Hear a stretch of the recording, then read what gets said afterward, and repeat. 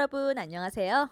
우리 조상들의 재미있는 이야기, 삶의 이야기, 선비들의 사랑 이야기 등을 창작 시나리오로 연재합니다. 많은 관심 바랍니다. 감사합니다. 형수를 연모한 사내.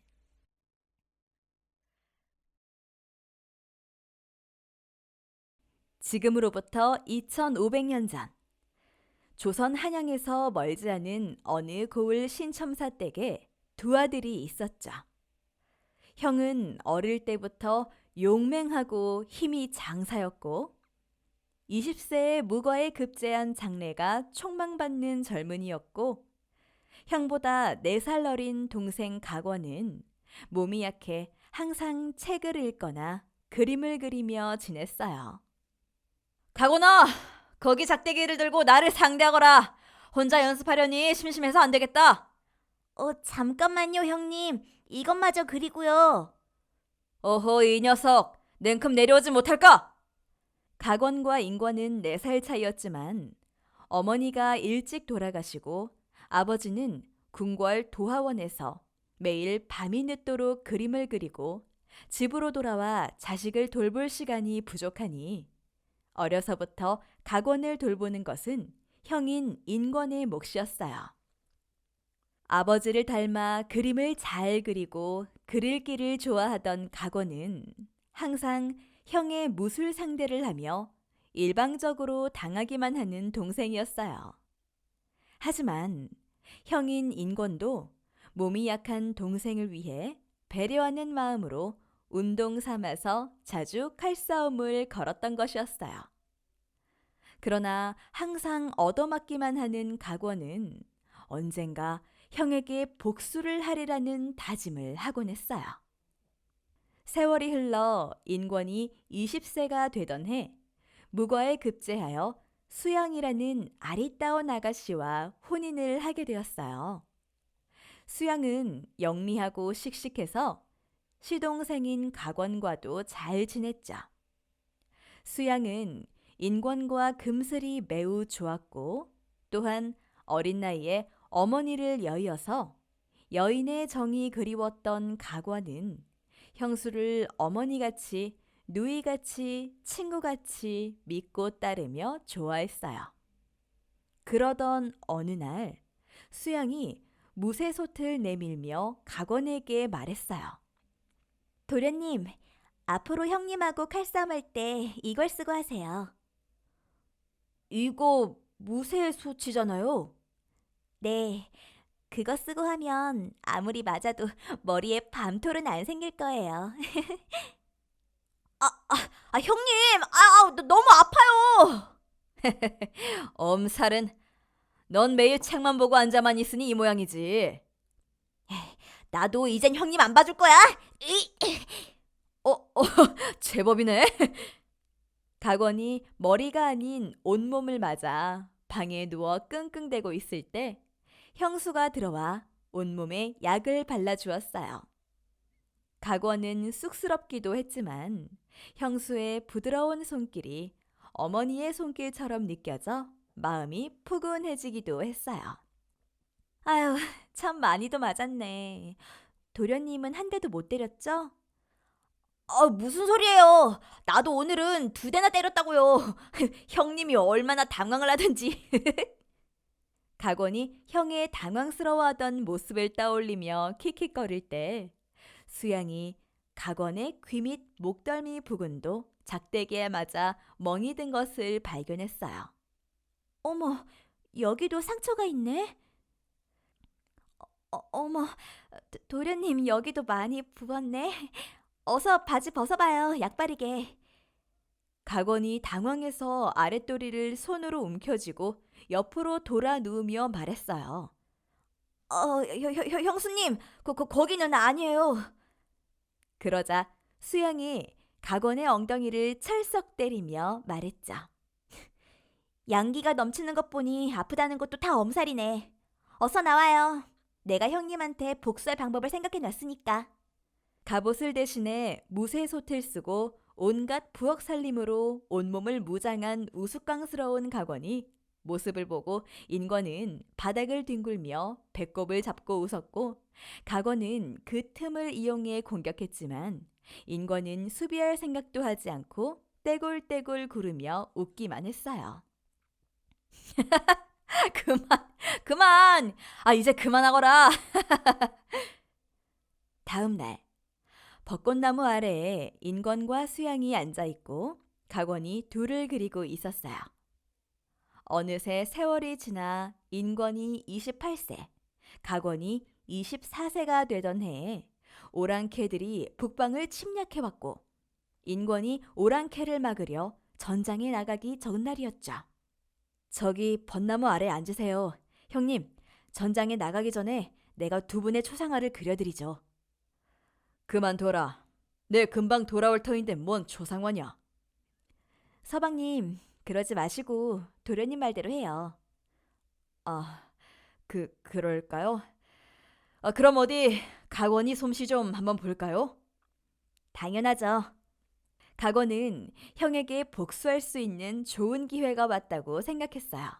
그래서 골려줄 마음으로 벚꽃나무 아래에 형 인권과 형수를 다정하게 앉으라고 했죠. 두 분은 자연스럽게 말씀을 나누세요.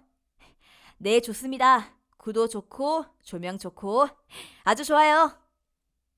수양은 전장에 나가는 인권이 걱정되었지만 인권의 무술 실력과 그의 용맹함을 알고 있었기에 그의 앞에서는 아무런 내색도 하지 않고 미소를 잃지 않으려 노력했어요.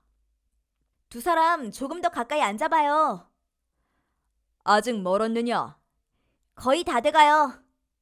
기약도 없는 이별을 앞에 둔 두 사람의 가슴은 참으로 먹먹하였지만 서로를 믿는 힘이 컸기에 견딜 수 있었죠. 수양이 눈가에 촉촉이 이슬을 머금은 채 멀리 강을 바라보며 시 한 수를 읊기 시작했어요. 비 개인 긴 강둑에 풀빛 더욱 새로운데 남포에는 이별의 슬픈 노래 그칠 날 없구나. 대동강물 언제 마르랴. 해마다 이별의 눈물 강물 위에 뿌려지는데. 그 시는 나무의 송이 아니오. 네, 서방님. 부디 몸조심. 수양은 목이 메어 더 이상 말을 이을 수가 없었어요. 억지로 웃고 있었지만 수양의 눈에서 자꾸만 눈물이 흘러내렸어요. 참으려고 해도 무엇인지 알 수 없는 불안감이 가슴을 짓누르는 것은 어쩔 수가 없었죠. 그런 수양을 인권이 꼭 안으며 속삭였어요. 이 사람 참 나를 못 믿는 게요. 걱정 마시오. 내 꼭 건강하게 돌아오리다. 내 맹세하리다. 돌아와서 당신 시에 대한 답가를 해드리다. 그런 형과 형수를 보며 각오는 질투가 나기도 했고 언제나 씩씩하기만 보였던 형수의 섬세한 여성스러운 아름다움에 살짝 놀랐죠. 내가 가까이 앉으라고 했지 언제 껴안으라고 했소? 이 녀석이 아직 멀었느냐? 다 됐어요. 안타깝게도 그것이 형제의 마지막이었어요.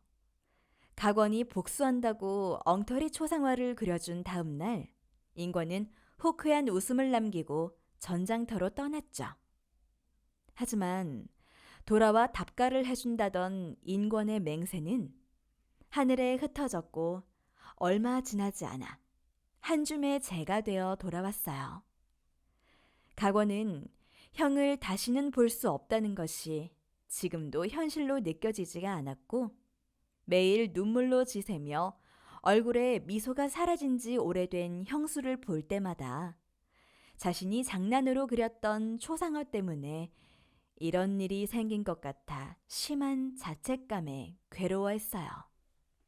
그 이후로 수양은 웃음을 잃은 채 거의 실성한 사람처럼 매일 새벽 인권의 위패가 모셔진 작은 암자를 찾아 기도로 하루를 보내는 것이 벌써 3년이 되었어요. 한편 각원은 어떤 것으로도 형수를 위해 아무것도 할 수 없다는 것을 알았기에 자신의 모습이 마냥 초라하게 느껴졌어요. 그러던 어느 날, 그날도 역시 인권의 극락왕생을 위해 기도하러 가던 수양 앞에 도적들이 길목을 막고 서 있었어요. 뭐하는 사람들이요? 갈 길이 바쁘니 길을 비키시오. 흐흐, 적 보면 모르냐? 우린 도적이다. 가지고 있는 거 다 내놓거라. 기도하러 가는 길이라 가진 것이 아무것도 없어. 헛수고 말고 길을 비키시오.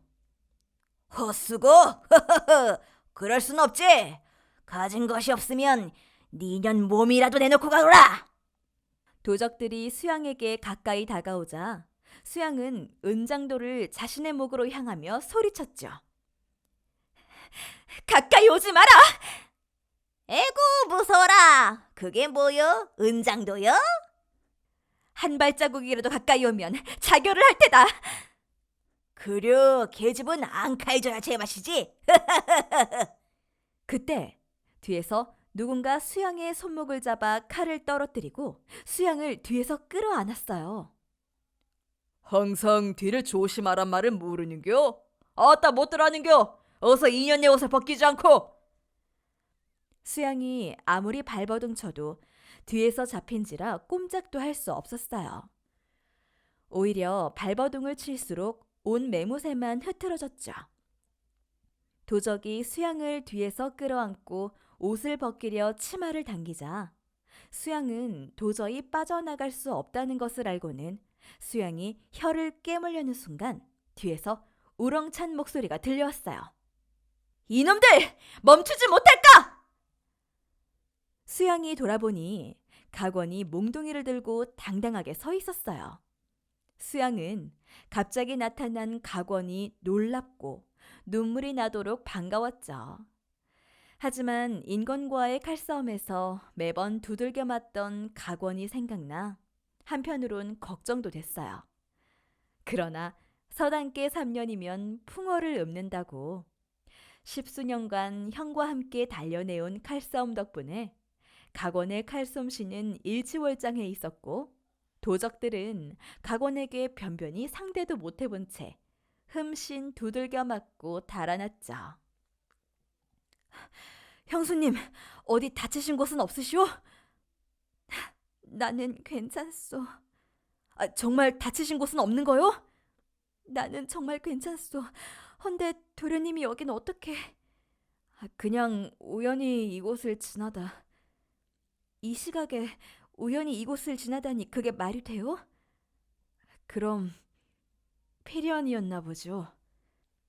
그때 갑자기 수양이 각원을 와락 안았어요. 그리곤 하염없이 눈물을 흘렸죠. 수양은 각원이 자신을 지키기 위해 그간 3년이란 세월 동안 자신 몰래 뒤를 따랐다는 것을 짐작할 수 있었고 능숙한 칼솜씨로 도적들을 물리치는 각원의 모습에서 인권의 늠름한 모습이 겹쳐 보이기도 했어요. 인권이 죽은 후 수양은 처음으로 웃었어요. 형용할 수 없이 북받치는 감정 때문에 하염없이 눈물은 흘렸지만 얼굴은 분명 웃는 얼굴이었어요. 3년 상이 끝날 때까지 매일 새벽 각원은 수양과 동행을 했어요. 이제는 멀리 떨어져 뒤를 밟지 않고 수양과 나란히 걷고 있었죠.